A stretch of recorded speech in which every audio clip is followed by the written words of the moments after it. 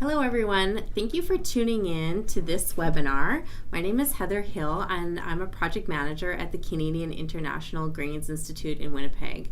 And this webinar presentation is called Advancing Pulse Flour Processing and Applications, and it's all about the work that we've been doing here at Siggy on pulse ingredient development for specific applications like breakfast cereals, instant noodles, and pasta.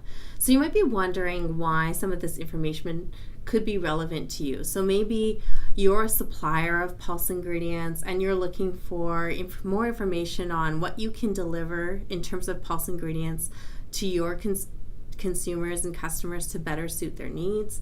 Or maybe you're buying pulse ingredients and you're wondering what kind of ingredient quality specs could you be asking for of your pulse ingredient supplier to help achieve quality in your end products.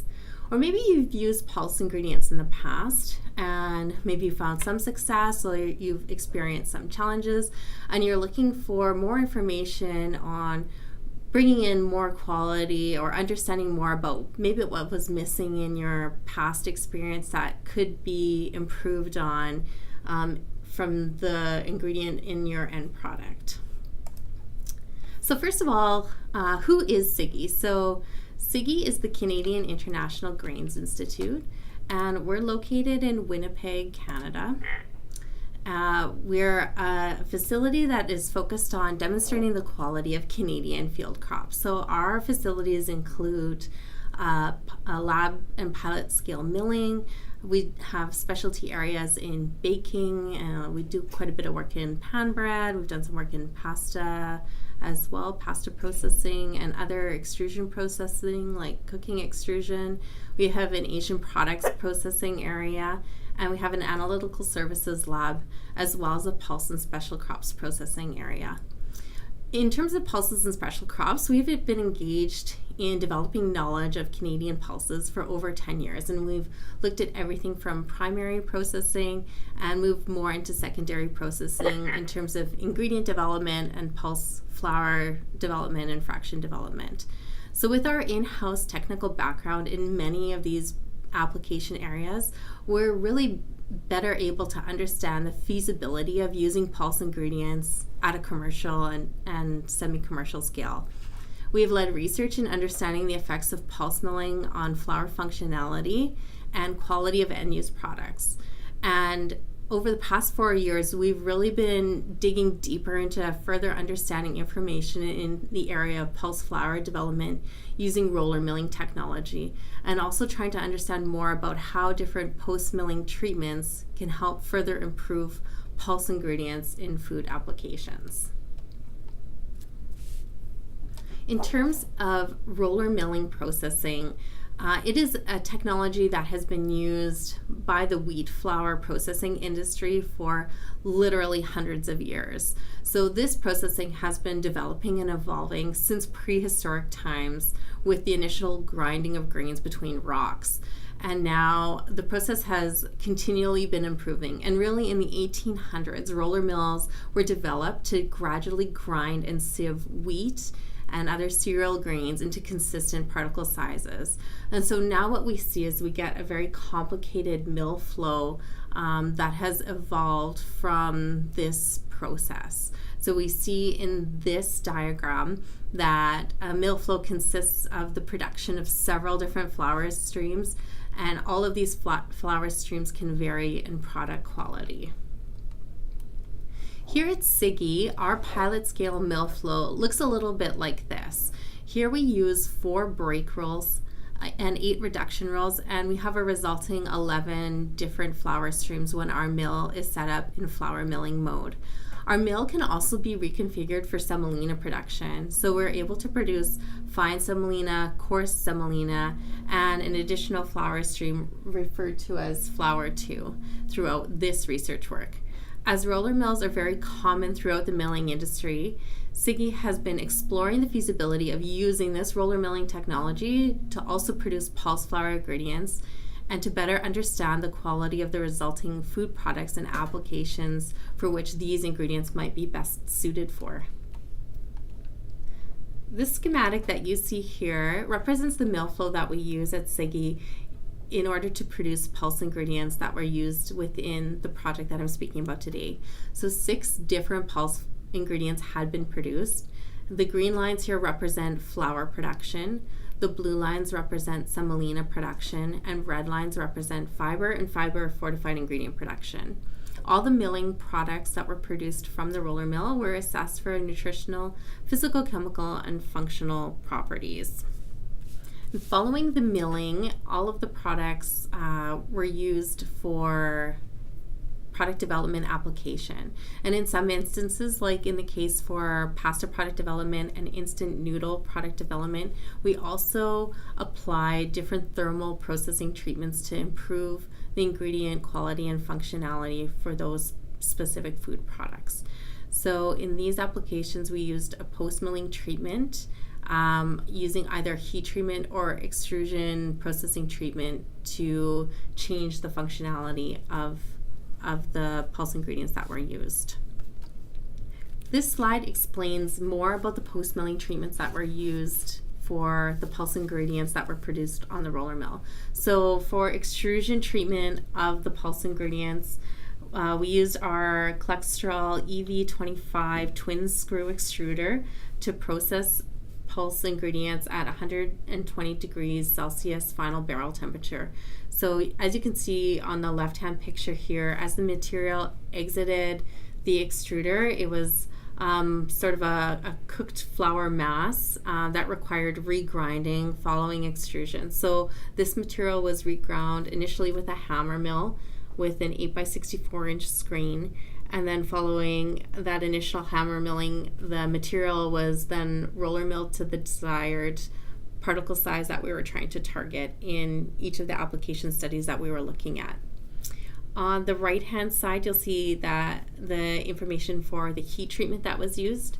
Again, for heat treatment, we used our Clextrol twin screw extruder, but rather than using a high shear screw profile that we used in the extrusion processing, we swapped that out by using a conveying screw instead that had a low shear profile. So following this heat treatment, no grinding was required of the heat treated pulse ingredient. So the material came out of the extruder in a granular form. In the middle picture here, you can see the differences between the screw profiles that were used. So the left-hand screw profile is a high shear screw profile, whereas the right-hand screw profile is simply a conveying screw profile. So it doesn't produce additional shear or pressure within the extrusion barrel. Okay, so the products that we looked at in this project included those that were typically under pressure from consumers as being viewed as not necessarily very strong nutritionally. So breakfast cereals is one of those products that we see where consumption of these products is in decline. So for breakfast cereals, we see that the products are often perceived as being low in protein, low in vitamins and minerals, and having a high glycemic index. So the goal of the inclusion of using pulse ingredients in this product application was to increase some of those nutritional properties. So things like protein, fiber, B vitamins, and minerals that are present in breakfast cereal products. And we're also very interested in using pulse processing applications to try to reduce the glycemic response of these products as well. In terms of breakfast cereal quality, there are many different breakfast cereal products that are available on the market. So our goal in this project was to develop an extruded, expanded breakfast cereal product. So something spherical in shape and somewhat similar to the style of a corn pop breakfast cereal product. So in terms of particle size for breakfast cereal applications, typically small particles can be used and hydrate faster in the extrusion processing and are able to cook more quickly because they hydrate at a faster rate. However, very small particles, like something of flour consistency, can be difficult to handle within the conveying system of extrusion. However, if you use too large of a particles, there is potential that those particles may clog the die and cause backups within your extrusion system. Also, large particles may not fully hydrate during the short time that they spend within the extruder, but larger particles are easier to feed within the extruder, so using something more of a granular material can be more desired. Ultimately, though, what we're looking for is creating uniform particles that can be used in breakfast cereal extrusion, and this helps to ensure even hydration throughout the system. In terms of final product quality for extruded breakfast cereal products, as I mentioned, these products are typically viewed as being low in protein and high in glycemic response. This schematic just demonstrates the breakfast cereal processing flow that was used within this project. So firstly, we're taking a look at milling of the ingredients, but specifically milling of pulse ingredients that could be used in this product application, followed with a blending step of the pulse ingredient with the corn meal base and then other additional ingredients that might be used. Those blends are then conveyed throughout the system and then extruded within a cooking extruder barrel using twin screw extrusion technology. After extrusion, the material is cut into the desired shape, and those shapes are dried, cooled, and packaged. For this work, we incorporated 3 different trials to optimize breakfast cereal ingredients and breakfast cereal processing to highlight the use of pulse ingredients to provide nutritional and functional benefits within the product. So we experimented with several factors to improve the initial nutritional quality of the breakfast cereal products. So in our first trial, what we were particularly interested in was looking at the effect of the particle size of the pulse ingredient and optimizing the extrusion processing methods, and also trying a standard processing method between all ingredients to better understand the extrusion processing conditions that were ideal to use for the ingredients. In our second trial, we worked with the optimized particle size ingredient within extrusion. So we were focusing on an ingredient that was approximately 400 microns for the pulse ingredient itself. And this was used within a formulation which was adjusted to better achieve nutritional targets that we set. In our third trial, the optimal formulation that was developed in trial number 2 was tested at a commercial level with a partner. In this case, processing conditions were further adjusted, and we looked at different levels of specific mechanical energy output of the processing system and how that might affect something like glycemic response of these breakfast cereal products. For breakfast cereal pea ingredient processing, we followed this mill flow to produce different pea ingredients that could be used for pulse ingredients. So there are 4 different pea ingredients that we were working with. We used high fiber ingredients. These were fiber fortified flour number 2 and fiber fortified coarse semolina. We also used a higher protein ingredient. Our yellow pea coarse semolina ingredient was higher in protein, and there was also a higher starch ingredient that was used. So the yellow pea flour 2 was a higher starch content ingredient. So each of these ingredients was able to deliver on different quality attributes within the breakfast cereals themselves. So these could be things like providing more nutrition in terms of more protein or more fiber, or having the potential to have a better physical quality of the breakfast cereal products, so something higher in starch. This slide just highlights the differences between the different ingredients in terms of their physical properties. So what we saw in the ingredients was that there were differences in things like the particle size distribution. This is something that we were expecting based on the method of milling, but the particle size distribution ranged anywhere from 58 to about 690 microns in average particle size. The water absorption capacity of the ingredients varied throughout these here. So the range was anywhere between 1.1 to 1.9 grams of water per gram of flour. The protein content of the ingredients ranged from about 22% to 27%. dry weight. The starch content of the ingredients range from anywhere from 36 to 58%, and starch damage also ranged within these different yellow pea ingredients from 0.6 to about 4%. There were some differences in peak viscosity as well of the pulse ingredients. So anywhere from not having the ability to form a peak to 192 RVUs. Fiber content changed from anywhere between 8 to 20%. There were some differences also in folic acid and potassium content of the breakfast cereal ingredients made from yellow peas.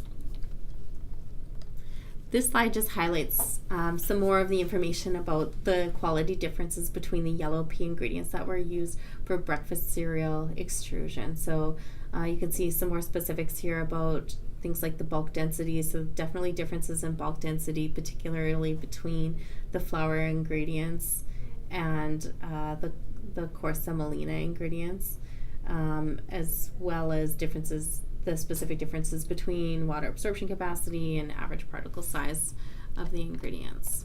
And this information on this next slide here just demonstrates some of the nutritional differences within the ingredients as well. So one of the other things that we took a look at here was the different amino acid scores. So this information is pretty important when you're looking at things like making protein nutrient content claims. So we were able to change a little bit the amino acid scores of the different pulse ingredients. So we can see here that the highest amino acid score was produced from the fiber fortified coarse semolina product. So if something like protein nutrient content claim is what you're trying to achieve, then pairing this amino acid score information with the protein content information could help to better achieve protein nutrient content claim information. One of the things that we did see within this study is that there was a protein content difference between the different pulse ingredients that were produced. And this has been explained in literature previously. So some work by Zimmerman and others from 1967 indicated that the exterior portion of the chickpea cotyledon contained 25.7% protein within about 65% of the exterior portion of the cotyledon, while a lower protein content, about 19% protein, was within 25% of the inner portion of the cotyledon. So this reflects the results that we have seen in differences between the protein content of the semolina versus flours that are produced from the roller milling method. So that semolina is typically produced from the exterior portion of the cotyledon. So this is the higher protein portion of the cotyledon, while the flour itself is normally produced from the interior portion of the cotyledon. And here at Siggy, we were able to verify this by looking at the protein gradient testing of the yellow peas that was used in this study. So we did see some changes within the protein gradient from the exterior portion of the seed to the interior portion of the seed. And we did this using a scouring method to take off layers of the external portions of the pea seed and then test them for their protein content.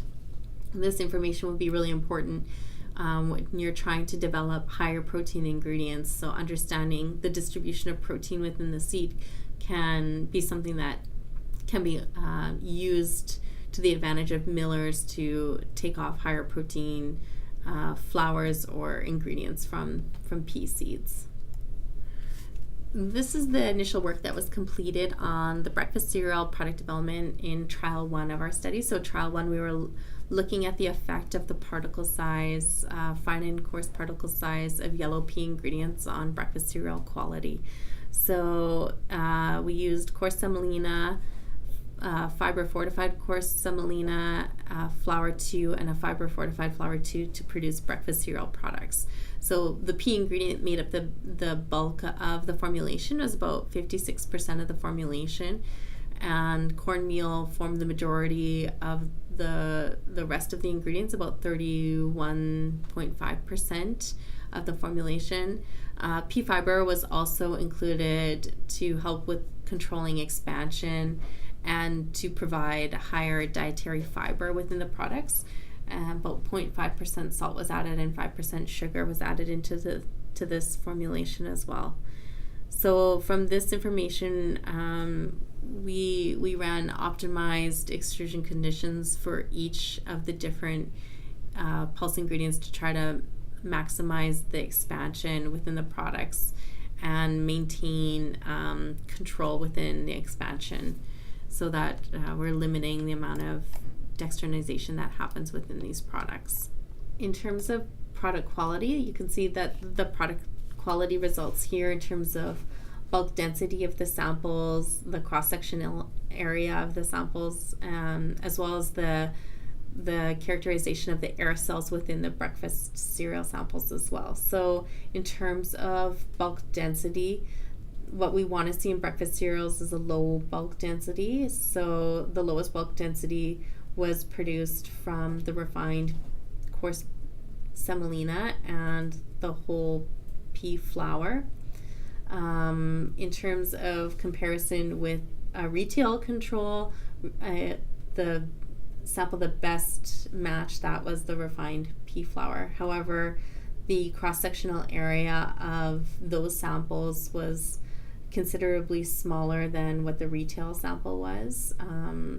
So we want to make sure that we're balancing things like the bulk density as well as the expansion index of breakfast cereal quality to make sure that we're targeting what we're looking for in the end products.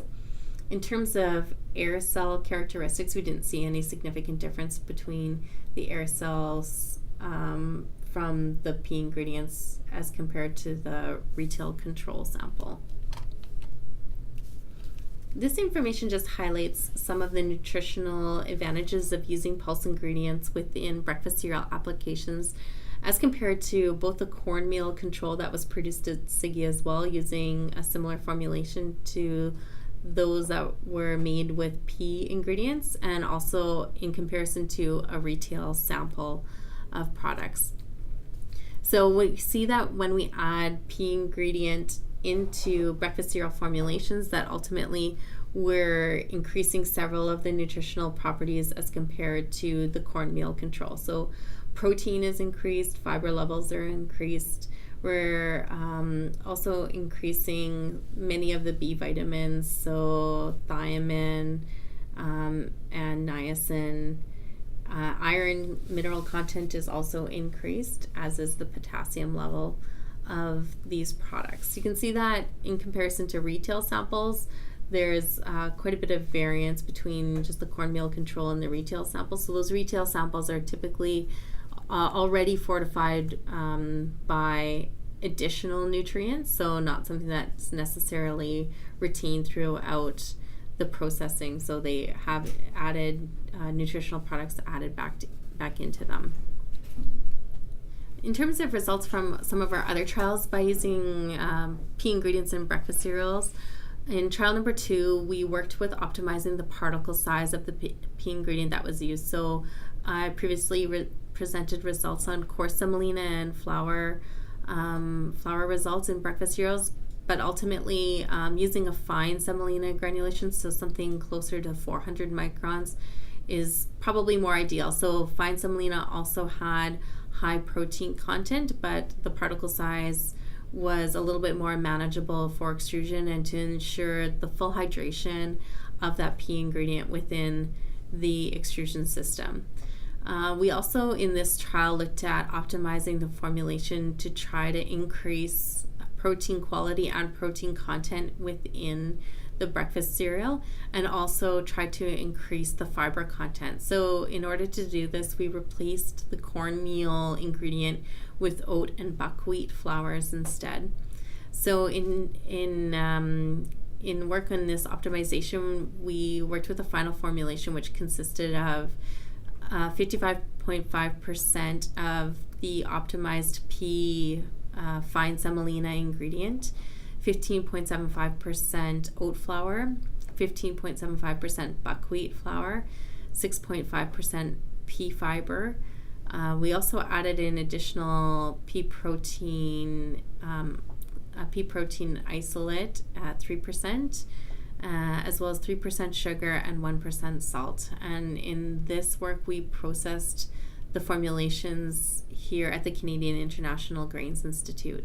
So based on this optimized formulation, we then worked in our third trial on better understanding scale-up processing with a partner to try to target the specific mechanical energy output of the system with a goal to reduce the glycemic response of products while maintaining the integrity of trying to maintain the integrity of the pea semolina granules. So in our previous trials, we saw that there was a significant difference in the glycemic response of pea ingredients themselves based on their particle size. However, when we extruded those ingredients into breakfast cereals and tested the glycemic response, we were ultimately eliminating some of those differences. So we were hypothesizing that by using a less intense extrusion processing method, that we could retain the structure of the coarse semolina ingredient and contribute to a reduced glycemic response.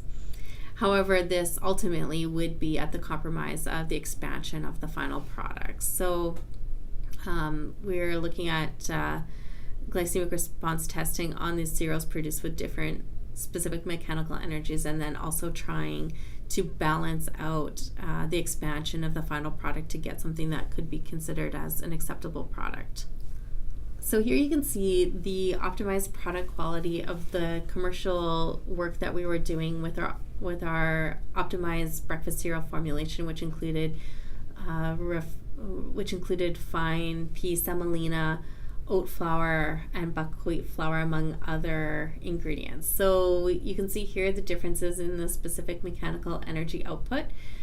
For sample number 1, our output was 142 watt-hours per kilogram, and we viewed this sample as being the best product quality that we could achieve and the given SME output for this product. And then what we did in sample 2 was we tried to increase the SME as far as we could. So we actually couldn't get it too much higher. We only got it to 143 watt-hours per kilogram. But you can see that the density of the product was reduced somewhat. Our lowest SME output was 106 watt-hours per kilogram, but ultimately this product could not be viewed as an acceptable breakfast cereal product.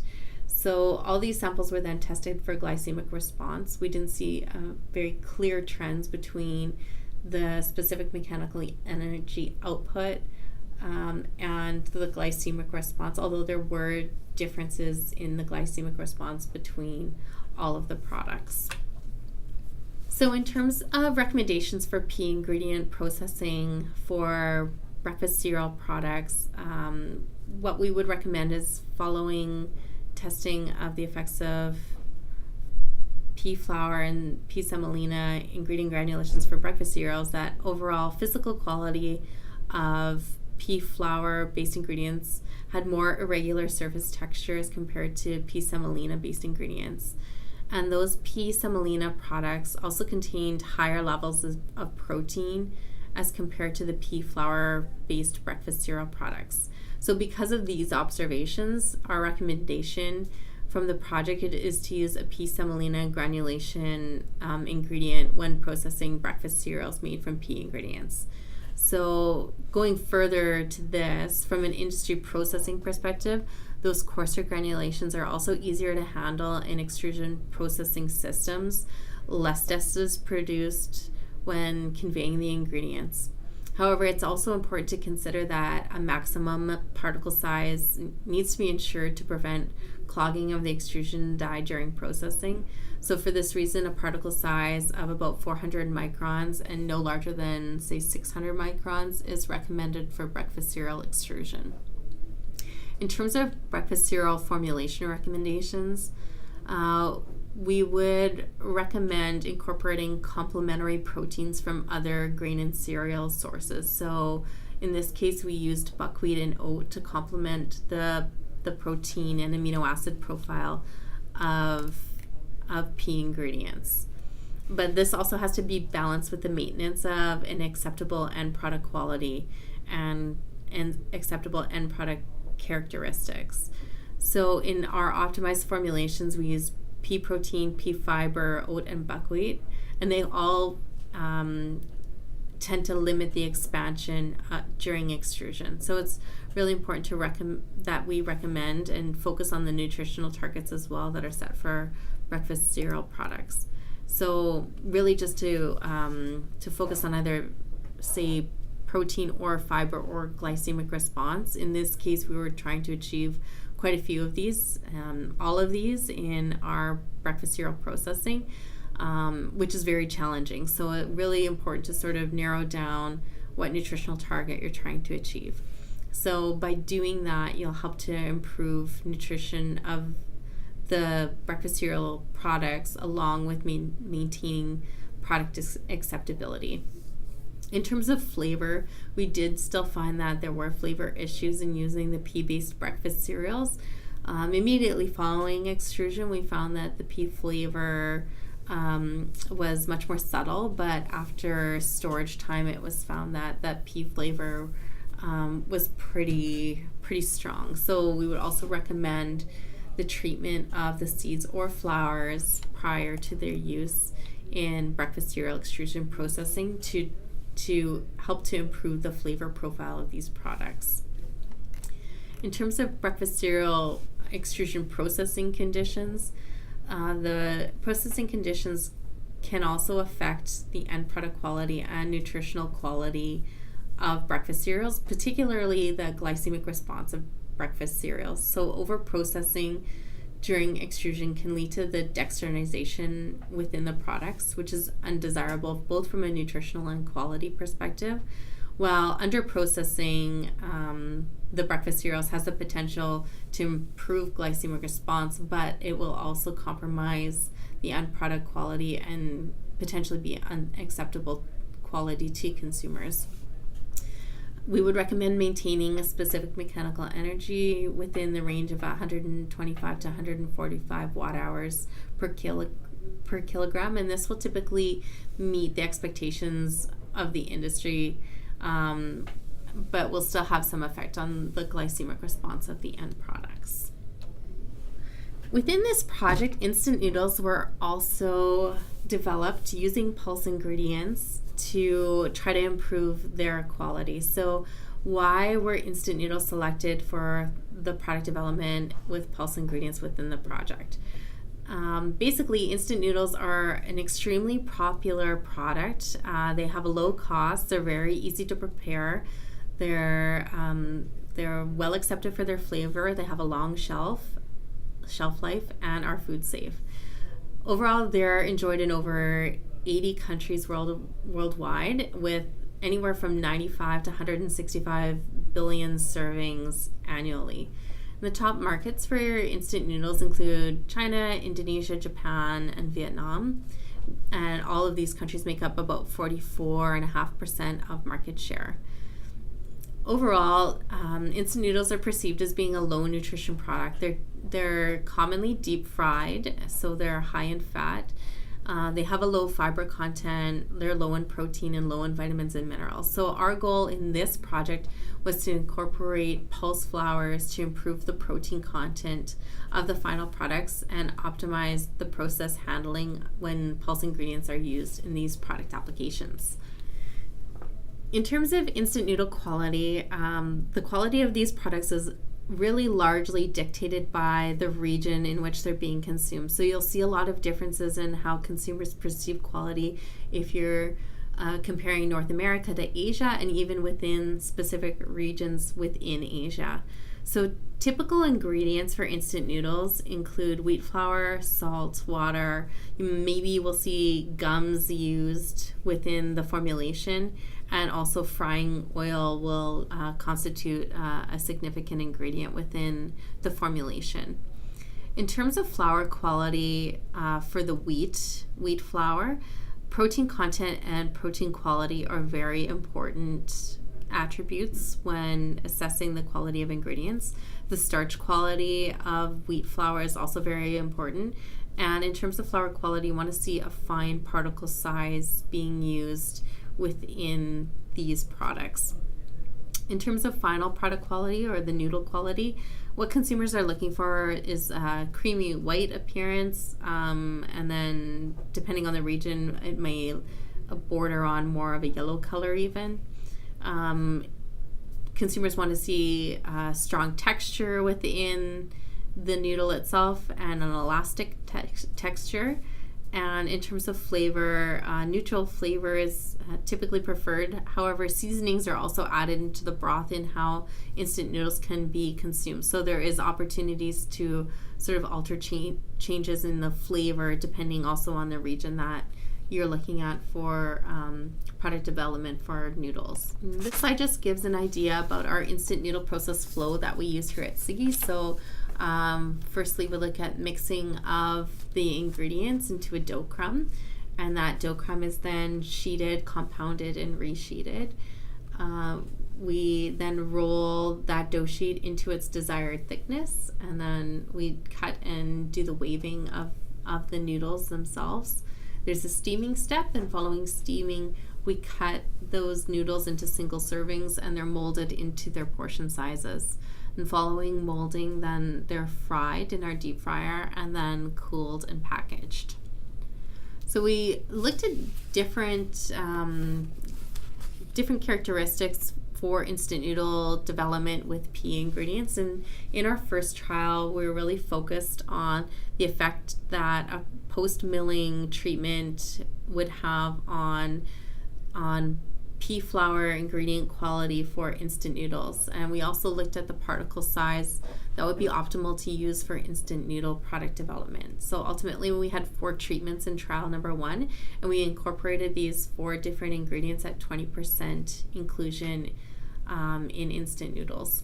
In trial number 2, again, we looked at 20% inclusion, but this time we were looking at optimizing the thermal processing treatment and used a heat treatment rather than an extrusion treatment to understand the quality of instant noodles.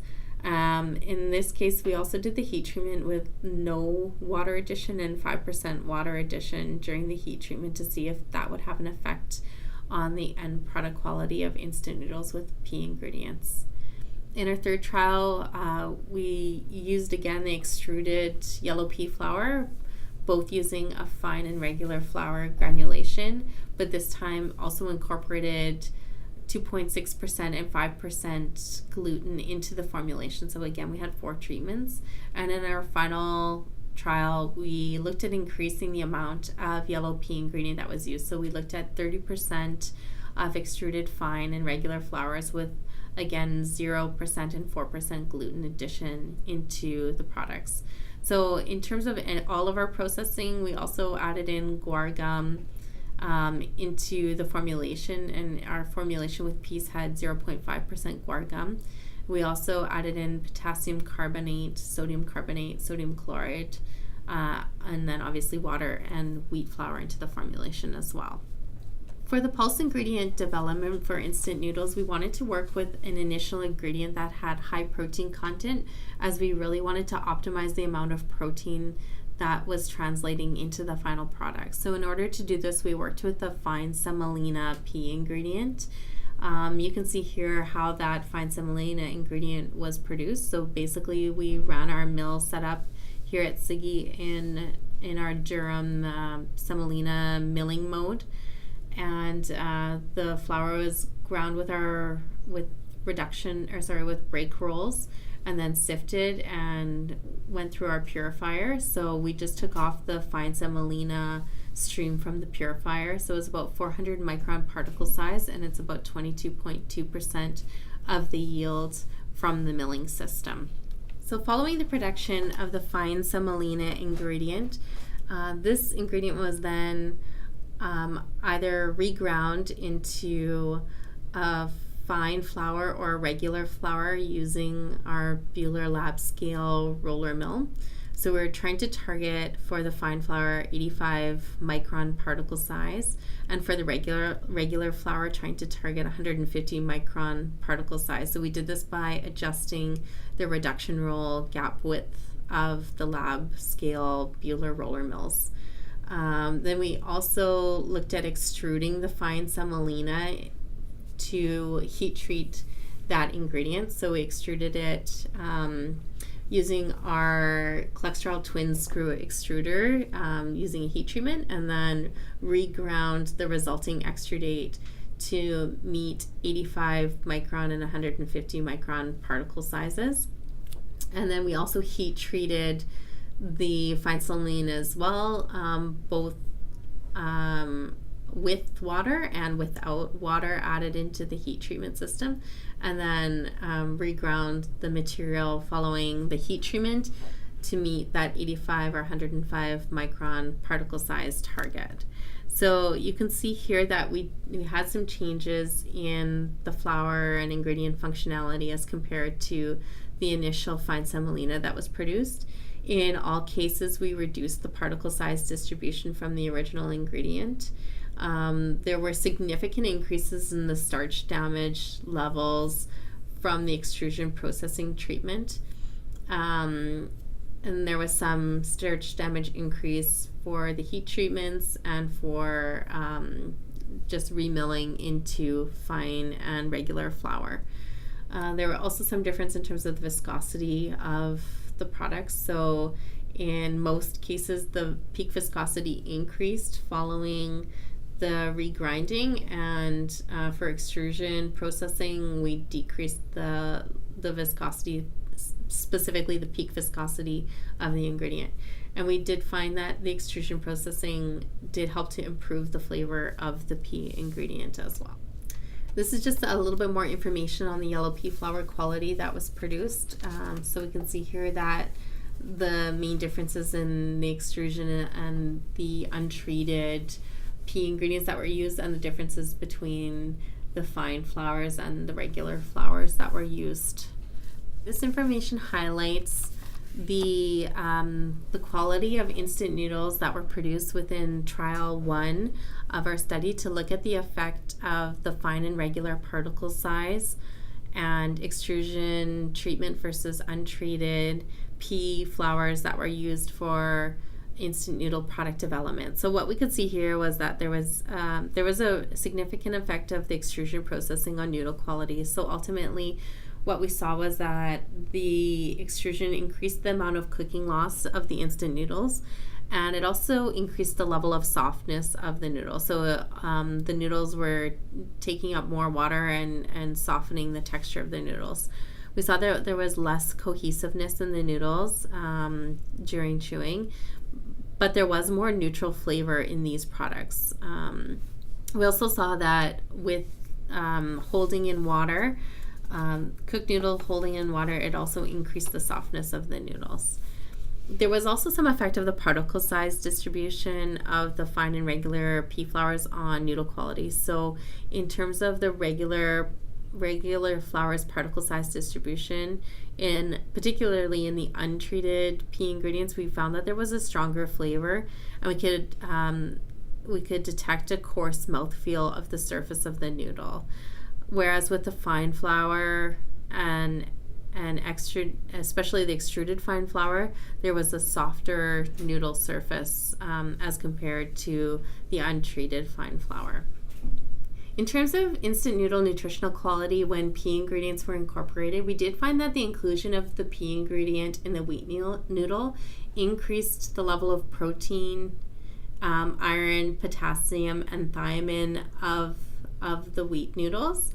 However, we didn't see that there was any significant difference between the different particle sizes on the nutritional quality of the instant noodles. The effective extrusion treatment on nutritional properties, we did see that the untreated pea ingredients had increased protein and increased potassium, whereas the extruded pea ingredients had higher folate and increased fat content. So I would say the most significant portion here is that increased fat content. So it's quite a bit higher than what we were anticipating. So in our next studies, we were interested in using the heat treatment to try to reduce the amount of fat content that was being taken up by the noodles while still maintaining improved handling and processability of the pea ingredients. So in terms of our results from our second trial, what we were really interested in looking at was, as I mentioned, the effect of the heat treatment and water addition levels on the pea ingredient in terms of its process handling and product quality. So what we did find was using a heat treatment of 120 degrees Celsius that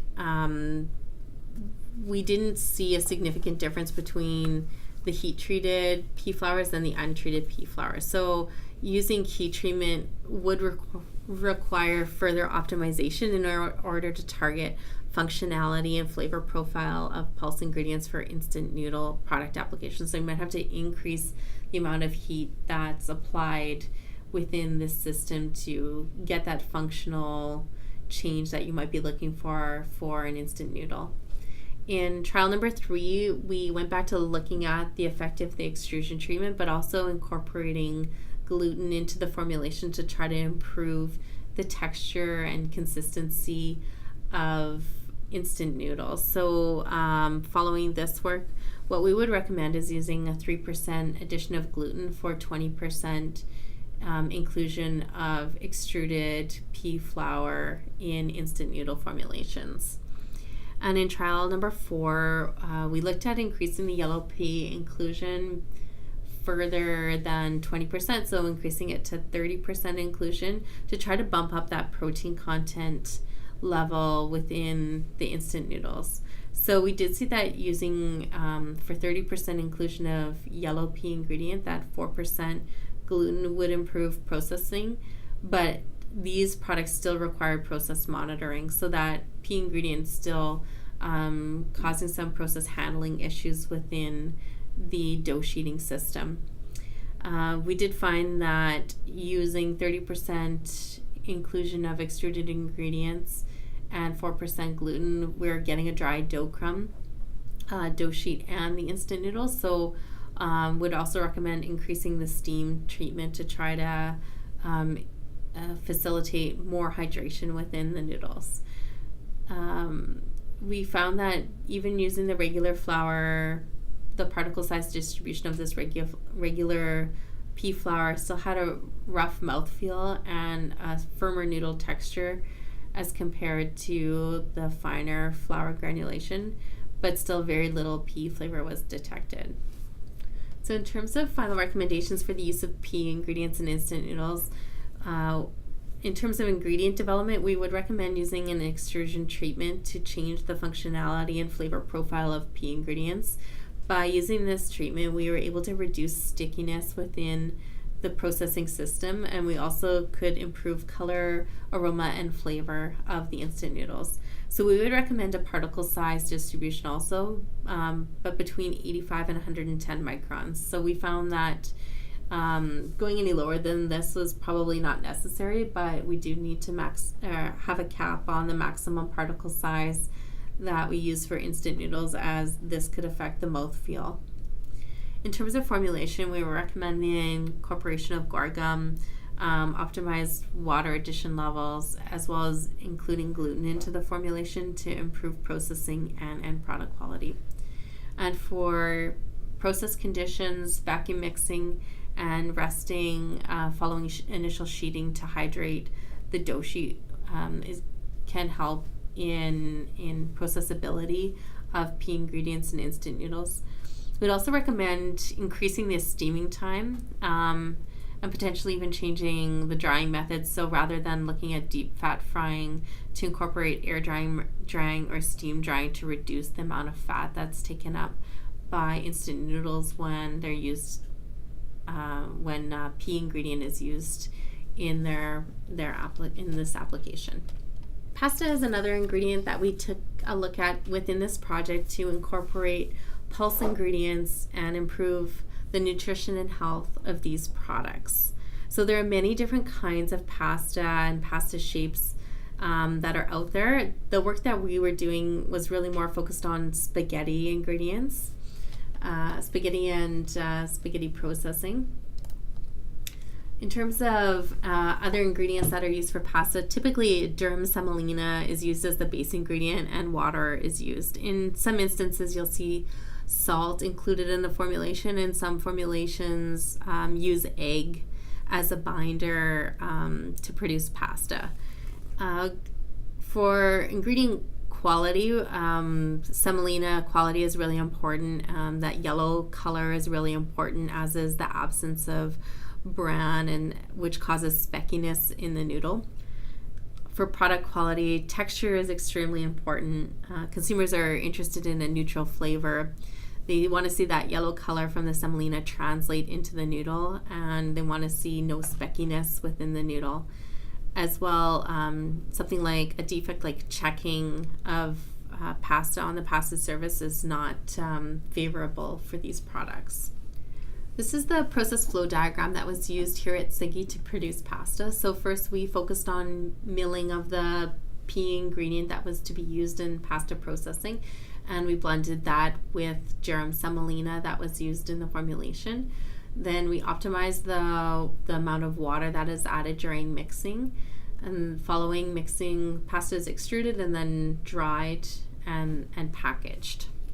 So in terms of the variables that we were looking at for product development of pasta using pulse ingredients, firstly, in our initial trials, we were looking at the effect of the mixing time and drying profile on pasta quality. So what we were focused on is using a 12-minute versus a 15-minute mixing time to see if that would have enough difference to change the hydration of pulse ingredients in mixing. Then in terms of the drying profile, we were interested to see the effects of low temperature long time drying as well as high temperature short time drying on pasta quality. And for all of this work, we incorporated 30% of the pulse ingredient into the pasta formulation.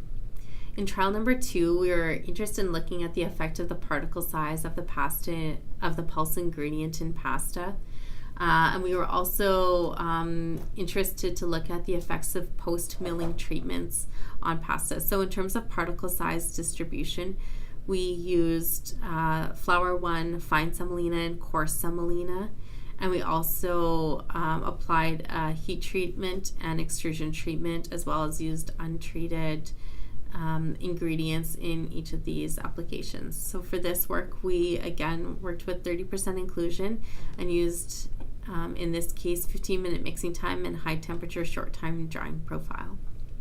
In our third trial, we looked at the optimization of post-milling treatments of pulse ingredients for scale-up purposes to meet the specific product quality targets of commercial processors. So this is the mill flow that was used to produce pulse ingredients for pasta applications. So in this case, we used both pea and lentil to produce ingredients for pasta. So the mill flow we were able to produce flour 1, flour 2, fine semolina, and coarse semolina, both from yellow peas and from green lentil. And we also incorporated heat treatment and extrusion treatment of flour 1 and fine semolina to change the quality of these ingredients for pasta product development. So here you can see we had 4 untreated ingredients, and then we also had heat treated and extruded flour 1 and fine semolina. So when we look at the effect of the extrusion on the ingredient quality, what we saw from extrusion was that there was a huge increase in the level of starch damage of these ingredients. We also increased the water absorption capacity, we decreased the peak viscosity, and improved the flavor of these ingredients. By using heat treatment, we saw very little effect of the heat treatment on the ingredient quality of pea and lentil ingredients, but we did see some change in the composition and water absorption capacity of these ingredients. Ultimately, we also saw an effective particle size distribution on ingredient quality. So we saw that again here that the semolina ingredients had an increased protein content. We also saw changes in the starch damage levels, water absorption capacity, and peak viscosity of the ingredients based on their particle size distribution differences. And this information here on the nutritional and functional attributes of the ingredients is in relation to the yellow pea ingredients that we used, and This is just more detail about the yellow pea ingredient quality from the different treatments that were incorporated for yellow pea pasta ingredients. And we have also more information on green lentil ingredient quality for pasta. This slide indicates the results for pasta quality from trial number 2 of our work, and we looked at the effective particle size distribution and thermal treatments on pasta quality for both yellow pea and green lentil. So we can see here from the effective particle size distribution that the untreated yellow pea and green lentil had decreased cooked firmness.